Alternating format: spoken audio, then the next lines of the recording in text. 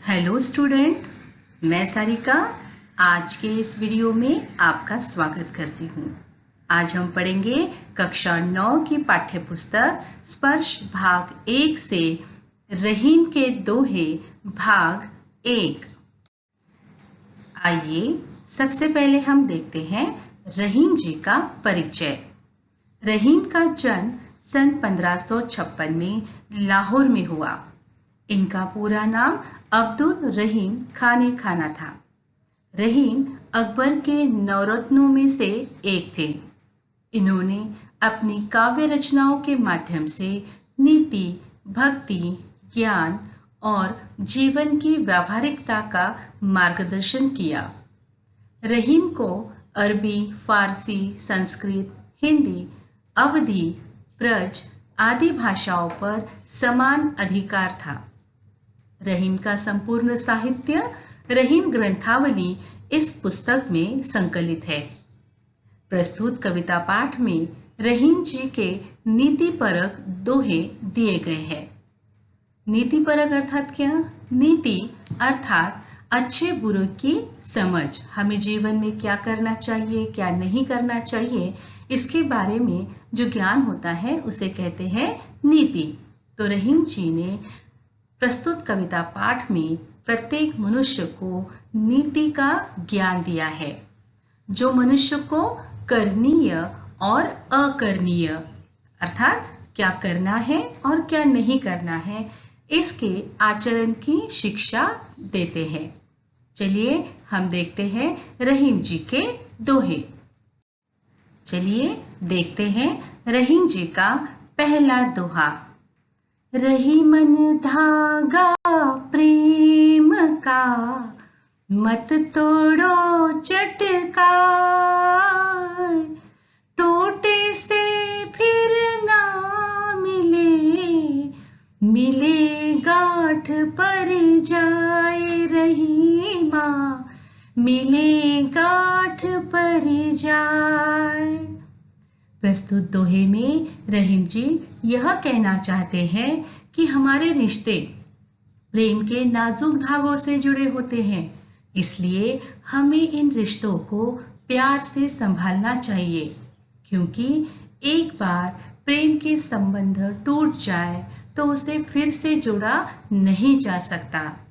यदि जोड़ने की कोशिश करें तो उसमें अविश्वास और संदेह की गांठ पड़ जाती है, अर्थात रिश्तों में पहले जैसी मिठास नहीं रहती।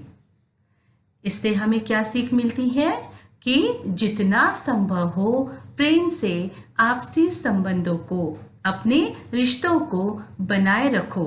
ऐसा कुछ मत करो जिससे हमारे रिश्तों में दरार पड़ जाए।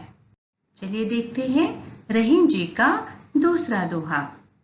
रही मन निज मन की भी था, मन ही राखो गोय, सुनी अठिले हैं लोग सभी, बाटे न ले है कोई रहीमा, बाटे न ले है कोई। प्रस्तुत दोहे में रहीम जी यह कह रहे हैं कि प्रत्येक मनुष्य को अपना दुख, अपनी पीड़ा, अपनी परेशानी अपने मन में ही रखनी चाहिए, क्योंकि सुनने वाला आपके दुख को बांट नहीं सकता, बल्कि वो आपका दुख किसी और को सुनाकर आपके दुख का मजाक ही बनाते हैं। इसलिए हमें अपने दुख, अपनी परेशानियों को हमेशा अपने मन में ही रखना चाहिए। सीख यहाँ पर रहीम हमें यही समझाने का प्रयास कर रहे हैं कि हमें अपने दुख को किसी से बांटना नहीं चाहिए। चलिए देखते हैं रहीम जी का तीसरा दोहा। एक साधे सब सधे, सब साधे सब जाय, रही मन मूल ही सींच बो, फूले फले अघाय रहीमा, फूले फले अघाय। प्रस्तुत दोहे के दो अर्थ हैं। पहला यह कि रहीम कहते हैं, जिस प्रकार जड़ को पानी देने से उस पौधे के अन्य भागों में पानी अपने आप पहुंच जाता है, उसी प्रकार मनुष्य को भी एक ही ईश्वर की आराधना करनी चाहिए। उसी से उसके सारे मनोरथ पूर्ण होंगे। वो ईश्वर उसकी सारी इच्छाओं को पूर्ण करेगा। इस दोहे का दूसरा अर्थ यह है कि जिस प्रकार एक पौधे की जड़ को सींचने पर फल फूल मिलते हैं, उसी प्रकार मनुष्य को एक समय में एक ही कार्य पर ध्यान देना चाहिए, तभी उसके सारे कार्य पूरे होंगे। अर्थात हम जो काम हाथ में ले रहे हैं, पहले उसी काम को पूरा करने की कोशिश करनी चाहिए। यदि हम एक साथ कई कामों को करने की कोशिश करेंगे तो कोई भी कार्य पूरा नहीं होगा। इससे हमें क्या सीख मिलती है कि एक समय में एक ही कार्य पर पूरा ध्यान देने से सारे कार्य पूरे होंगे।